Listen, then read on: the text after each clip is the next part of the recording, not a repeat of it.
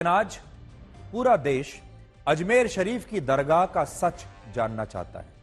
हिंदू पक्ष का दावा है कि इस दरगाह का निर्माण भगवान शिव के प्राचीन मंदिर को तोड़कर हुआ था और इस दरगाह के नीचे आज भी एक ऐसा तहखाना है जहां शिवलिंग होने के प्रमाण हैं। मुस्लिम पक्ष इन दावों को सिरे से खारिज कर रहा है और अब आप ये समझ लीजिए कि पहले अयोध्या, फिर ज्ञानवापी, फिर श्री कृष्ण जन्मभूमि और अब इस दरगाह को लेकर भी नया विवाद शुरू हो गया है। मुस्लिम पक्ष का कहना है कि 800 वर्ष पुरानी इस दरगाह में हिंदू मंदिर होने का दावा करना मुसलमानों के खिलाफ एक बहुत बड़ी साजिश का नया एपिसोड है। अजमेर शरीफ की दरगाह को दुनिया के सबसे पवित्र स्थानों में से एक माना जाता है और यहां हर दिन लगभग 1.5 लाख लोग इबादत करने के लिए आते हैं, जिनमें मुसलमानों के साथ बड़ी संख्या में हिंदू भी होते हैं। यानी एक बात तो आप ये जान लीजिए कि अजमेर शरीफ जाने वाले लोगों में बड़ी संख्या में हिंदू भी है। और आज ये हिंदू भी हैरान है कि क्या वाकई इस दरगाह के नीचे कोई प्राचीन मंदिर दबा हुआ हो सकता है। इस मामले में अजमेर की निचली अदालत ने हिंदू पक्ष की याचिका को मंजूर कर लिया है और यह अपने आप में एक बहुत बड़ी बात है। इसका मतलब यह है कि अदालत ने इस याचिका में प्रस्तुत किए गए साक्ष्यों के आधार पर इस मामले को सुनवाई के लिए योग्य माना है और अब यह एक कानूनी सवाल बन गया है, कानूनी मुद्दा बन गया है कि अजमेर शरीफ में दरगाह है या अजमेर शरीफ में एक मंदिर है। कोर्ट ने इस मामले में 3 पक्षों को नोटिस जारी किया है। इनमें एक पक्ष है भारत सरकार का अल्पसंख्यक मंत्रालय, दूसरा है अजमेर शरीफ की दरगाह कमेटी और तीसरा है आर्कियोलॉजिकल सर्वे ऑफ इंडिया यानी ASI। इन सभी को अब अजमेर की अदालत में आकर यह बताना होगा कि वो इस विवाद पर क्या सोचते हैं और उनका पक्ष क्या है। इस मामले में सबसे ज्यादा सवाल अदालत को लेकर ही उठाए जा रहे हैं और कहा जा रहा है कि हमारी अदालतें इस देश में दंगा कराना चाहती हैं। समाजवादी पार्टी के सांसद और वरिष्ठ नेता रामगोपाल यादव ने कहा है कि संभल और अजमेर का मामला यह बताता है कि इस समय छोटी अदालतों के जज भी इस देश में आग लगवाना चाहते हैं और यह एक बहुत बड़ा बयान, ये बहुत बड़ी टिप्पणी उन्होंने की है जो लोगों में हमारी अदालतों और जजों को लेकर एक अविश्वास पैदा कर सकता है। इस तरह के जजेस भी, छोटे छोटे जजेस बैठे हुए हैं जो इस देश में आग लगवाना चाहते हैं। कोई मतलब नहीं है। अजमेर शरीफ पर हमारे प्रधानमंत्री स्वयं चद्दर भिजवाते हैं, सारे देश के लोग, दुनिया भर के लोग आते हैं वहाँ। अब उसको विवादों में डालना बहुत ही घृणित और ओछी मानसिकता का प्रतीक है। और ये यही नहीं, ये सत्ता में बने रहने के लिए बीजेपी समर्थित लोग कुछ भी कर सकते हैं। असदुद्दीन ओवैसी ने भी अदालत के इस फैसले पर सवाल उठाए हैं और कहा है कि अगर मुसलमान भी हिंदू मंदिरों के नीचे मस्जिदों को ढूंढने लगे तो फिर सोचिए देश में क्या होगा। दिल्ली से लॉयर्स को लाकर आपने ये केस डाला है और आप 800 साल से दरगाह, इसको बोल रहे दरगाह नहीं है, तो फिर क्या होगा फिर देश में? क्या कोई खामोश बैठ जाएगा? अब कल कोई मुसलमान जाके बोलेगा नहीं ये वर्शिप की जगह नहीं है, किसी और की, मेरी है। देश चलेगा तो संविधान से चलेगा, रूल ऑफ लॉ से चलेगा, लॉ एंड ऑर्डर मेंटेन होगा नहीं होगा, ये सब चीजें हैं। इसको तो नरेंद्र मोदी को डायरेक्टली जवाब देना पड़ेगा देश को। तो अब देखिए, हमारे देश के ये विपक्षी नेता शायद ये कहने की कोशिश कर रहे हैं कि निचली अदालतों में जो जज बैठे हैं वो निष्पक्ष नहीं है, वो हिंदुओं का पक्ष ले रहे हैं और इसलिए इस तरह के मामलों में हिंदू पक्ष की याचिकाएं एक के बाद एक अदालतों में मंजूर होती जा रही हैं। ये बयान राजनीति के लिए तो अच्छे हो सकते हैं और हो सकता है कि इन बयानों से इन विपक्षी नेताओं का मुस्लिम वोट बैंक खुश हो जाए, मजबूत हो जाए, लेकिन यह बयान हमारी अदालतों के लिए और हमारी न्याय व्यवस्था के लिए बहुत ही खतरनाक है। हमारे देश के लिए इस तरह के बयान बहुत खतरनाक हैं क्योंकि ऐसे बयानों से हमारे देश के लोगों का अदालतों के ऊपर से विश्वास कमजोर होगा। जजों के ऊपर जो हमारा विश्वास होता है वो कमजोर हो जाएगा। भारत में आज भी 88% कानूनी मामलों की सुनवाई निचली अदालतों में होती है और इनकी सुनवाई यही जज करते हैं जिन पर हमारे देश के विपक्षी नेता आज सवाल उठा रहे हैं। और सोचिए, अगर देश के लोगों में इन जजों और अदालतों को लेकर अविश्वास पैदा हो गया तो इससे भारत में किस प्रकार की स्थिति पैदा हो सकती है। हमने बार बार कहा है कि हमारी अदालतें हिंदू और मुसलमानों की भावनाओं पर नहीं चलती, बल्कि वो सबूतों के आधार पर चलती हैं। और ऐसा एक बार नहीं, न जाने कितनी बार हो चुका है जब हिंदू पक्ष की याचिकाओं को अदालतों ने नहीं माना है, उन्हें उठाकर बाहर फेंक दिया है और उन्होंने कहा है कि ये सुनवाई के योग्य नहीं है। ऐसा बहुत बार हुआ है और निचली अदालत से लेकर सेशन की अदालत या हाई कोर्ट और सुप्रीम कोर्ट तक ऐसे न जाने कितने किस्से और कितने केस आपको याद होंगे जहां पर अदालतों ने हिंदू पक्ष को गलत ठहराया है और मुस्लिम पक्ष को सही ठहराया है। ऐसा बहुत बार होता है, लेकिन तब ये विपक्षी नेता अदालतों के लिए तालियां नहीं बजाते, तब ये नहीं कहते कि यहां बिल्कुल सही न्याय हुआ है। जब आगरा के ताजमहल और दिल्ली के कुतुब मीनार में हिंदू पक्ष ने मंदिर होने का दावा किया, तब इनमें पेश किए गए साक्ष्य पर्याप्त नहीं थे और इन मामलों में इन्हीं निचली अदालतों के छोटे जजों ने, जिन्हें आज ये कह रहे हैं कि छोटे जज, उन छोटे जजों ने ताजमहल और कुतुब मीनार का सर्वे कराने से इनकार कर दिया था। लेकिन तब किसी ने भी इसके लिए इन जजों की प्रशंसा नहीं की। अदालत ना छोटी होती है ना बड़ी होती है, अदालत अदालत होती है। अदालत वो जगह होती है जहां संविधान चलता है। अदालत संविधान की रक्षा के लिए होती है। वहां ना कोई बड़ा जज है ना छोटा जज है। जज का मतलब है जज। अदालत को जहां लगा कि उसे याचिका को मंजूर करना चाहिए, वहां उसने इसे स्वीकार किया और जहां कानूनन उसे यह लगा कि यह आधारहीन है, तो उसने ऐसी याचिकाओं को खारिज भी किया है। अगर अजमेर की अदालत ने इस मामले में हिंदू पक्ष की याचिका को स्वीकार किया है, तो हमें यह देखना चाहिए कि वो कौन से दस्तावेज हैं, वो कौन से साक्ष्य हैं, वो कौन से सबूत हैं जो इस मामले में हिंदू पक्ष का दावा मजबूत करते हैं। न कि हमारे देश के नेताओं को इसमें भी मुस्लिम तुष्टीकरण का मौका ढूंढना चाहिए। दूसरी बात यह है कि ये सारे वही नेता हैं जो अयोध्या में राम मंदिर के निर्माण का विरोध करते आए हैं, जबकि राम मंदिर का निर्माण सुप्रीम कोर्ट के आदेश पर हुआ। आज हमारा सवाल यह है कि क्या राम गोपाल यादव सुप्रीम कोर्ट के लिए भी वही बात कहेंगे जो उन्होंने अजमेर की निचली अदालत के लिए कही, क्योंकि राम मंदिर को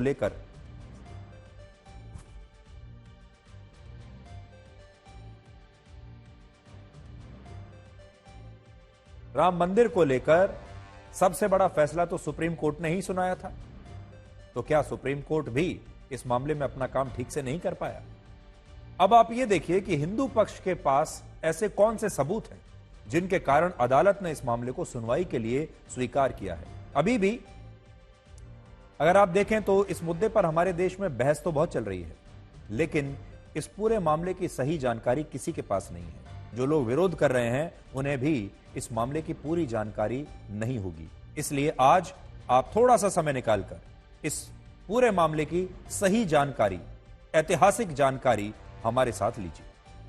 देखिए, यहां अदालत में हिंदू पक्ष के 3 बड़े दावे हैं। पहला, दरगाह में मौजूद बुलंद दरवाजे की शैली और बनावट हूबहू वैसी है जैसी हिंदू मंदिरों में किसी द्वार या स्तंभ की होती है। दूसरा, दरगाह के ऊपरी ढांचे और गुंबदों में हिंदू शैली के चिन्ह और अवशेष हैं। और तीसरा, दरगाह के नीचे तहखाने में आज भी एक प्राचीन शिवलिंग हो सकता है। और इन तीनों दावों को प्रमाणित करने के लिए हिंदू पक्ष ने एक किताब की मदद ली है और उस किताब का नाम है अजमेर हिस्टोरिकल एंड डिस्क्रिप्टिव। और ये किताब आज मैं भी लेकर आया हूं और इस किताब को हमने भी आज पढ़ा। देखिए, ये वो किताब है जिसकी मदद हिंदू पक्ष ने ली है इस कानूनी मामले को लेकर। यह अजमेर के बारे में ये किताब है और आज मैं ये आपको बताना चाहता हूं कि इस किताब में दिए गए साक्ष्यों के आधार पर कोर्ट ने इस याचिका को मंजूर किया है। और ऐसा नहीं है कि यह किताब मोदी सरकार के दौर में लिखी गई हो, किसी मोदी समर्थक ने लिखी हो, किसी बीजेपी के समर्थक ने लिखा हो, ऐसा नहीं है। और जब से ये हिंदू मुस्लिम की बात चल रही है, जब से ये दरगाह और मंदिरों की बात चल रही है, मस्जिदों और मंदिरों की बात चल रही है, उस दौर में लिखी गई हो ये किताब, ऐसा भी नहीं है। और अब आप जो मैं कहने जा रहा हूं, आप ध्यान से सुनिएगा। ये जो किताब है, ये आज से 113 वर्ष पहले वर्ष 1911 में लिखी गई थी। और इसे उस समय की हाईकोर्ट के जज और दीवान बहादुर हरबिलास सारदा ने लिखा था। वो इसके लेखक हैं दीवान बहादुर हरबिलास सारदा। ये किताब उन्होंने 113 वर्ष पहले लिखी है और इस किताब के, इस पुस्तक के पेज नंबर 90 पर लिखा है कि अजमेर शरीफ की दरगाह के भूतल में एक तहखाना बना हुआ है जहां ख्वाजा मोइनुद्दीन चिश्ती को दफनाया गया था। इस तहखाने की दीवार पर भगवान शिव की प्रतिमा अंकित है जिस पर प्रतिदिन चंदन लगाकर उनकी पूजा अर्चना होती है और यह काम एक ब्राह्मण परिवार करता है और यह पूजा अर्चना दरगाह कमेटी की देखरेख में होती है और वो पूजा करने वाले ब्राह्मण परिवार को घरियाली कहा जाता है। अब मैं आपको पढ़कर सुनाता हूं कि पेज नंबर 90 पर क्या लिखा है, देखिए।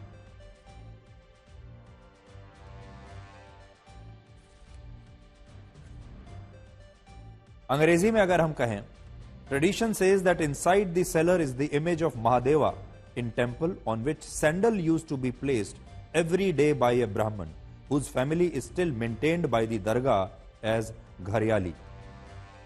इसका हिंदी में अर्थ है, यहां एक भूमिगत मार्ग है जो तहखाने की ओर जाता है। इसी तहखाने में ख्वाजा चिश्ती को दफनाया गया था और परंपराओं के मुताबिक इस तहखाने के अंदर दीवार पर महादेव की प्रतिमा अंकित है जिस पर हर दिन एक ब्राह्मण परिवार द्वारा चंदन लगाया जाता है और इस परिवार को अब भी दरगाह द्वारा घरियाली के रूप में रखा जाता है। यह इस किताब में लिखा है। तो इस दरगाह में एक तहखाना है, उस तहखाने में ख्वाजा चिश्ती को दफनाया गया है और उस तहखाने में एक दीवार है जिस पर महादेव की प्रतिमा अंकित है, ऐसा इस किताब में लिखा है। और उस प्रतिमा के सामने, उस प्रतिमा पर हर दिन एक ब्राह्मण चंदन लगाता है, यानी उसकी पूजा भी की जाती है और यह अभी भी होता है। इन बातों से ऐसा लगता है कि वर्ष 1911 में जब हरबिलास सारदा ने यह पुस्तक लिखी तब तक अजमेर शरीफ की दरगाह में एक ब्राह्मण परिवार मुस्लिम पक्ष की सहमति से पूजा पाठ कर रहा था। 1911 की मैं बात बता रहा हूं, यानी 1911 तक इस दरगाह में एक ब्राह्मण बाकायदा पूजा पाठ कर रहा था, चंदन लगा रहा था महादेव की प्रतिमा पर। लेकिन बाद में यह प्रक्रिया रुक गई और यह विवाद इतिहास में और इन्हीं किताबों में कहीं खो गया। आज बड़ा सवाल यह है कि अगर 1911 तक जब यह पुस्तक लिखी गई है, अगर 1911 तक ठीक उसी जगह जहां ख्वाजा चिश्ती को दफनाया गया था, उसी स्थान पर महादेव की प्रतिमा की पूजा हो रही थी, वहां पर एक ब्राह्मण आकर चंदन लगाता था, तो बाद में यह पूजा क्यों रुकी? और उस समय अगर यह पूजा होती थी तो क्यों होती थी?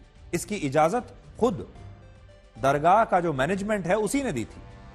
इसी पुस्तक के पेज नंबर 89 पर लिखा है कि बुलंद दरवाजा और दरगाह के अंदर के परिसर के बीच में जो स्थान है वहां भूतल में कुछ कक्ष बने हुए हैं जो किसी हिंदू मंदिर का हिस्सा हैं और इन्हें अब भी नष्ट नहीं किया गया है। इसी में आगे लिखा है कि यह भी संभव है कि यह पूरी दरगाह ही किसी हिंदू मंदिर को तोड़कर बनाई गई हो, क्योंकि जब मुस्लिम आक्रमणकारी भारत आए थे तब वो यही करते थे। वो या तो मंदिर को तोड़कर उस पर मस्जिद और मकबरे बनवा देते थे या मंदिर के ढांचे से ही मस्जिद बनवाते थे। अब देखिए क्या लिखा है इसमें। द कोर्टयार्ड बिटवीन द बुलंद दरवाजा and inner courtyard covers underneath it sellers of old Hindu temples of which many rooms remain intact. In fact, the whole of the dargah appears to have been built, as was usual in the times of early Musalman rulers, on the ruins of old Hindu temples, partly by converting and partly by adding to the structures already existing. इसका हिंदी में क्या मतलब है? बुलंद दरवाजा और दरगाह के अंदर के परिसर के बीच जो स्थान है उसके नीचे पुराने हिंदू मंदिरों के तहखाने हैं जिनमें से कई कमरे आज भी बचे हुए हैं, इन्हें नष्ट नहीं किया गया है। ऐसा प्रतीत होता है कि पूरी दरगाह किसी हिंदू मंदिर पर बनाई गई है, जैसा कि शुरुआती मुस्लिम शासकों के दौर में सामान्य बात थी। उस समय पुराने हिंदू मंदिरों को तोड़कर या आंशिक रूप से मस्जिदों और मरबों में परिवर्तन करके उनका निर्माण होता था, ऐसा इस किताब में लिखा है। 113 वर्ष पुरानी ये किताब है, आज की किताब नहीं है। आज हम आपको अजमेर के बारे में एक ऐसी बात भी बताएंगे जिसके साथ हमारे इतिहासकारों ने न्याय नहीं किया। क्या आप जानते हैं कि भारत में 6ठी शताब्दी में चौहान साम्राज्य की शुरुआत आज के इसी अजमेर शहर से हुई थी। उस समय अजमेर को अजय मेरू कहा जाता था। अजमेर का नाम था अजय मेरू और यह नाम अजमेर के महाराजा अजय राज चौहान ने दिया था। यह अजय मेरू बाद में अजमेर बन गया। चौहान साम्राज्य के शासन में कई मुस्लिम आक्रमणकारी भारत आए और उनका एक ही सपना था कि एक ना एक दिन उन्हें अजमेर पर कब्जा करना है। वो इस बात को जानते थे कि अगर उन्हें अजमेर पर विजय मिल गई तो चौहान साम्राज्य खत्म हो जाएगा और उत्तर भारत के एक बहुत बड़े भूभाग पर मुस्लिम आक्रमणकारी राज करेंगे। 11वीं शताब्दी तक बहुत सारे युद्ध हुए जिनमें सिंह राजा चौहान ने कई मुस्लिम आक्रांताओं को इन युद्धों में हराया और ये आक्रमणकारी चाहकर भी अजमेर को जीत नहीं पाए। 12वीं शताब्दी में जब चौहान साम्राज्य का नेतृत्व पृथ्वीराज चौहान के पास आया तब मोहम्मद गौरी ने उनके खिलाफ तराइन का पहला युद्ध लड़ा। यह आपने इतिहास में पढ़ा होगा। मोहम्मद गौरी जिस फौज के साथ पृथ्वीराज चौहान को हराने के लिए भारत आया था, उसी फौज में ख्वाजा मोइनुद्दीन भी थे जो बाद में ख्वाजा मोइनुद्दीन चिश्ती बने और आज अजमेर की दरगाह में उन्हीं की मजार बनी हुई है। अजमेर की दरगाह उन्हीं के नाम पर जानी जाती है। वो भारत में जिहाद का सपना देखने वाले मोहम्मद गौरी के साथ वर्ष 1190 में आए थे और मोहम्मद गौरी हिंदुओं से बहुत नफरत करता था। तराइन की पहली लड़ाई में जब मोहम्मद गौरी पृथ्वीराज चौहान को हराने में नाकाम रहा और उसे भारत से वापस लौटना पड़ा, तब ख्वाजा मोइनुद्दीन चिश्ती मोहम्मद गौरी के साथ भारत को छोड़कर वापस नहीं गए। यानी मोहम्मद गौरी तो वापस चला गया हारने के बाद, लेकिन ख्वाजा मोइनुद्दीन चिश्ती यहीं रुक गए और उन्होंने यहीं भारत में रुकने का फैसला किया और वो भारत में इस्लाम धर्म का प्रचार प्रसार करने लगे और लोगों को इस्लाम धर्म के बारे में बताकर वो गरीबों की मदद करते थे। वो पहले दिल्ली में रहे और बाद में वो दिल्ली से अजमेर चले गए। ख्वाजा मोइनुद्दीन चिश्ती दिल्ली से भारत के किसी भी शहर में जाकर बस सकते थे, लेकिन उन्होंने अजमेर को चुना। उन्होंने अजमेर जाने का ही फैसला किया और इसका कारण यह था कि अजमेर चौहान साम्राज्य का गढ़ था और इस शहर को कई मुस्लिम आक्रमणकारियों ने जीतने की बहुत कोशिश की, लेकिन वो इसमें असफल रहे और मोहम्मद गौरी भी इस कोशिश में एक बार नाकाम हो गया था। वो युद्ध हार गया था और ये सारी बातें ख्वाजा मोइनुद्दीन चिश्ती अच्छी तरह से जानते थे और इसीलिए वो अजमेर गए और अजमेर में उन्होंने एक फकीर चिश्ती की तरह अपना जीवन जिया।